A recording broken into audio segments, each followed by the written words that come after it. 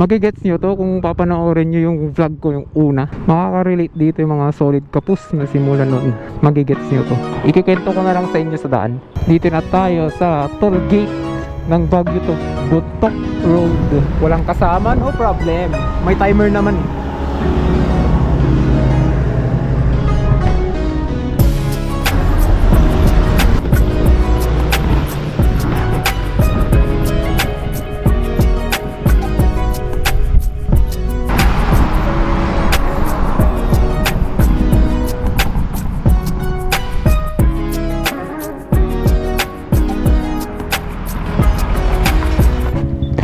Tapos na, tara Kapangan, 58 kilometer lang naman. Total dito na rin tayo, di ba? Sulitin na natin. Sana hindi pa umulan. Ay, may dala akong gloves yung tag 50 pesos. Dito yung daanan na papunta sa Little Alaska, pero hindi tayo pupunta doon ngayon kasi masyadong malayo. Kaming magaganda dito. Basta talaga iguruta, nagpipink yung mga chicks nila, mga pisngi ba? Picture syempre. Sakto, palit na rin tayo ng battery. Grabe yung kikit talaga nila. Ang puputi nila. Tapos nagre-red yung chicks.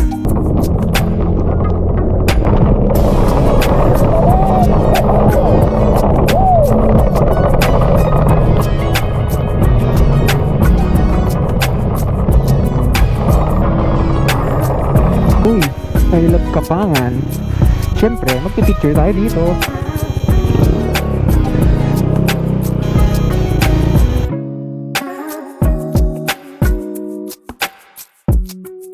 Good morning mga kapos. Ngayong vlog na to ay pupunta tayong Atok ulit. Hindi sa mamamasyal, magre-relapse tayo.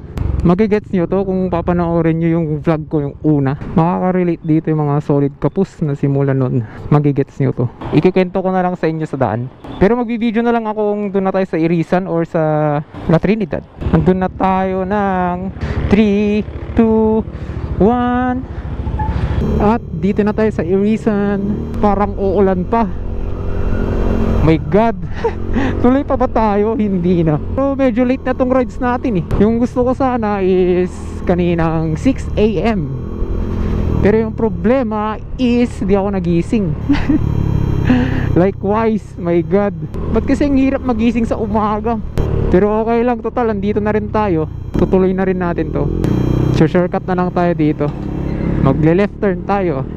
Uy, KTM. Ay, 790. Uy, 790 nga. Dream bike. Gusto ko lang pumuntang Atok ngayon dahil gusto ko lang mag-relapse. Maraming meaning ang relapse eh, pero parang sabi ko nga kanina sa intro, kung solid kapus kayo. Ay shit, meron ka. Parang sabi ko kanina, kung solid kayong subscriber ko, maiintindihan nyo to. Kung gusto yung mabuo yung kwento, panoorin nyo to. Yan, panoorin nyo yan. Yan yung second time ko nang punta sa Atok, may kasama, parang ganun. Ngayon, gusto ko lang namang balikan yung mga memories, nangyari, ganun. Gusto ko dito, kasi ito yung pinaka-memorable, parang ganun. Siyempre, gamit ko yung 300 SR natin dati. Mahihiya pa ako magsalita dati kung naririnig yung boses ko doon. Kaya gusto ko din pumunta sa lugar na yon. Pero hindi naman nasa lampas ng Atok. Hanggang dyan lang sa may second highest point, doon lang tayo pupunta ngayon. Hindi ko na rin kaya pumunta sa malayo ngayon, lalo kung mag-isa ko. Wala pala tayong kasama ngayon kasi lagi kong ang sinasabi, busy na silang lahat kasi yun nga, meron na silang kanya-kanyang partner. Kaya ngayon solo rider muna tayo. So, ba't ang tagal natin dito? Kanina pa tayo paikot-ikot. Naninibago kasi akong duman dito kasi ngayon lang ulit. Kailan yung last kong trip ng Atok? Ay oo, kasama ko yung mga tropa, sina Marshall. January o February yung last. Kaya ngayon yung mga shortcut, medyo naninibago ako sa itsura, ganun. So dito na tayo sa La Trinidad. Ay, yung Capitol nilang ganda pala. Parang Chinatown. Saka parang uulan kasi sobrang maulap doon. Sana hindi umulan. Ay, wag sanang umulan, wala akong kapote. Hindi pala malamig dito ngayon. Ang init. Parang sa La Union din yung init niya. Meron lang yung part na malamig kanina sa may Irisan. Pero dito sa La Trinidad, ang init. Dito na tayo sa toll gate ng Baguio to Bontoc Road. Tapos yung naisip ko pala, di ba, andito na din tayo. Di na pala tayo tutuloy hanggang sa Atok, sa second highest point. Yung gagawin natin ngayon is hanggang dun lang tayo sa may half tunnel. Yun lang talaga, hanggang sa half tunnel lang yung relapse natin. Tinan nyo naman yung clouds. My God, parang uulan. Na-miss ko to, nature trip. Gustong gusto ko yung mga ganitong rides. Nature. Kasi parang nakaka-relax. Di ba? Mga bundok, fresh air. Ito, mga zigzag na daan. Gusto ko sana yung may fog eh. Huwag lang umulan. Bad trip kung umulan. Yan na yata yung pinakaayo ko sa lahat. Uy, bago to. Ayo pala, yung natakbo na natin is 66 kilometer na. Maghihinto tayo dyan mamaya. Maghanap tayo ng spot. Pahinga lang tayo saglit para ako napagod. Hindi ko lang bakit, nanibago bang long ride siguro.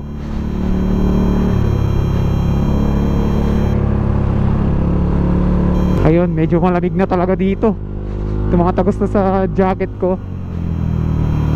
Diba yung ganyang view? Barangay Tublay. Tapos parang madilim na. Padilim na ng padilim. Feel ko di rin tayo makakapunta doon. Ganito yung mga gusto kong trip. Yung mga adventure, mga ganito, malamig, akyatan. Parang sinabi ko na kanina, kaya overtake kahit yellow line. Nagkikisabay lang naman ako sa kanila eh. Tagtag lang talaga ang NMAX, wala akong masabi. Signature na yata ng NMAX to. Ayun ang Yamaha. Pero saan tayo pepesto? Dito, kumain kami dyan dati ng yung dala naming chow fan. Tapos nagkapi kami yung barako. Pero namimiss ko yung big bike ko.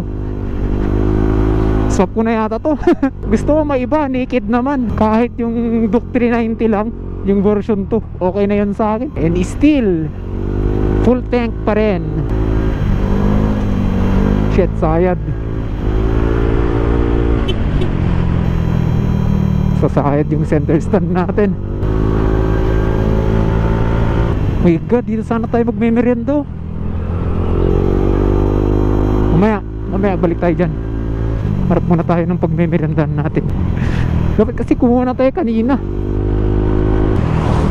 Sarap mag-banking. Kita nyo gaano kalamig. Papag na. Medyo tumutulas yung harap sa harap. Ay, nadudulas yung harap sa harap. Nadudulas yung gulong sa harap. Yun, dito na tayo sa may mga bahay na. My God, sana ba yung mga store dito? View. Akala ko pa naman kung talagang nanlamig ka na hindi ka na malalamigan pa. Yun pala, tatablan ka pa rin. Dito, posibleng walang store dito. May pinagbilan kami dito dati, naalala ko wala, puro prutas. May baby pa, ang cute, tumatakbo. Ayan, may store. Sarado. Yun, may store din. Pili na ako. Hindi na kaya. Uy, may sandig sila. Alam, magsasandig ako aga-aga, di ba?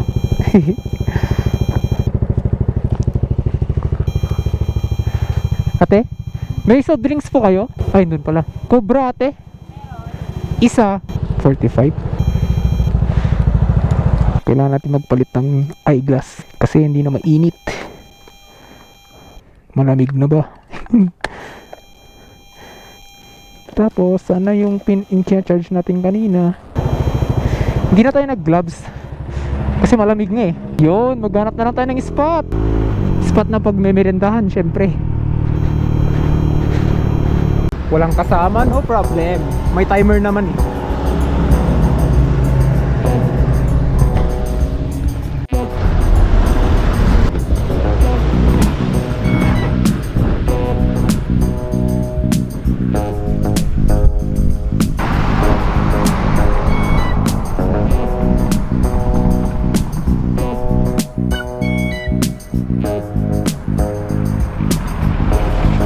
Meron palang nakakilala sa atin mga pus, isang subscriber. Naka-Aerox siya na kulay silver. Gwapo yung karga niya eh. Naka 63 all the way. Shoutout pala sa'yo, Gio. Sorry, nakalimutan ko yung sticker mo. Nakagaan ng loob kung may nakakilala sa'yo. Legit. Wow, what a view. Hindi na tayo pupuntang Atok siguro kasi umuulan daw doon, sabi naman nila. Wala akong dalang kapote. Mahirap ng malamigan. Di ba nanlalamig ka na nga lang? Ito na yung half tunnel ng Atok. Tinawag na half tunnel, syempre half nga, di ba? Putol. Picture nga din na tayo dito para klaro.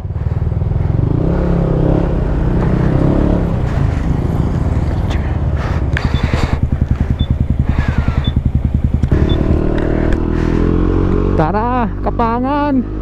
58 kilometer lang naman. Total dito na rin tayo, di ba? Sulitin na natin. Sana hindi pa umulan.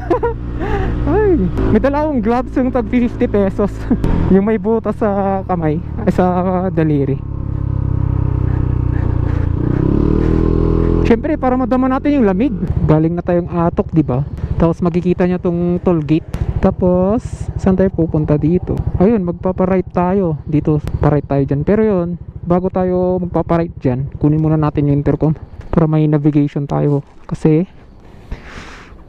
wala tayong cellphone holder. Kaya kailangan to, malaking tulong. Mag-right turn tayo dito. Tapos yan yung toll gate, right turn. Kung galing kayong Atok. Pero kung galing kang La Trinidad, sa left side siya, syempre. Partida, wala pa tayong lunch. Ganyan tayo katibay. Ngayon lang tayo dumaan dito. As in na ngayon lang. Dito yung daanan na papunta sa Little Alaska. Pero hindi tayo pupunta doon ngayon kasi masyadong malayo. Pupunta lang tayo sa view deck ng Kapangan kasi 24 kilometer lang simula doon sa toll gate. Tapos nakapag-gas naman na tayo kanina, 100 lang. Daming magaganda dito. Basta talaga Iguruta, nagpipink yung mga chicks nila, mga pisngiba. Ay, kawawa yung puso. Ang taba, sayang. Parang na-poison. Picture, syempre. Sakto, palit na rin tayo ng battery. Ano daw?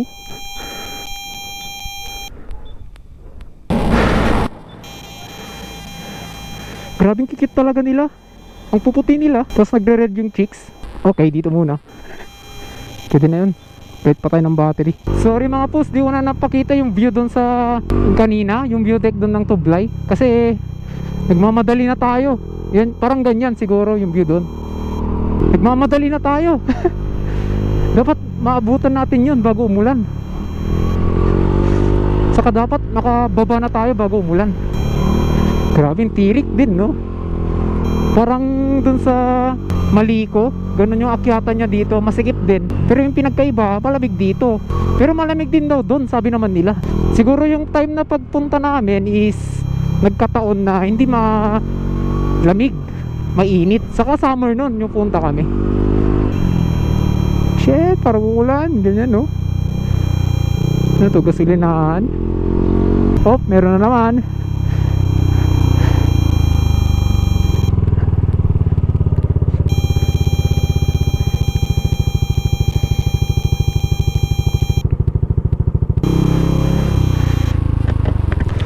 Uy, I love Kapangan.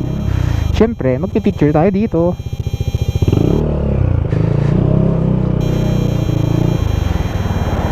Putik, lobot na yung phone natin.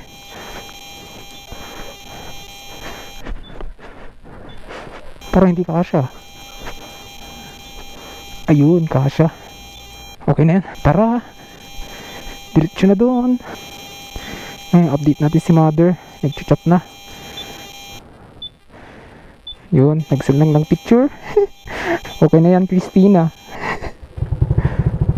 Hindi ko alam kung ilang kilometer pa yung tignan. Ayaw naman niya magsalita eh. I love Kapangan. Ay nako, hindi na tayo makakapunta mga boss. Umuulan na doon. Ay dito na. Dito na, hindi na pwede. Next time na lang. Sayang mga boss, umuulan. Next time ulit. At least na-reach natin to. Okay na yun. Dyan na. Dito wala, oh, ganda. Doon lang, yung side na yun, oh. Sayang, hindi tayo nakapunta. Ilang kilometer na lang ba? Pero okay lang, may next time pa naman. Siguro next time marami na tayo para enjoy din. At least na-try natin, di ba? Okay, off ko na. Pulubat na ako. At yun mga boss, pauwi na tayo. Mission failed tong ating Kapangan. Pero biglaan kasi to eh. Sayang, nagdala na lang sana ako ng kapote. Hindi ko naman akalain. Di bale, next week balik tayo dyan sa full episode ng ating journey. Ay, pauwi na rin. Yun, umaambon na. Sige mga boss. At peace out.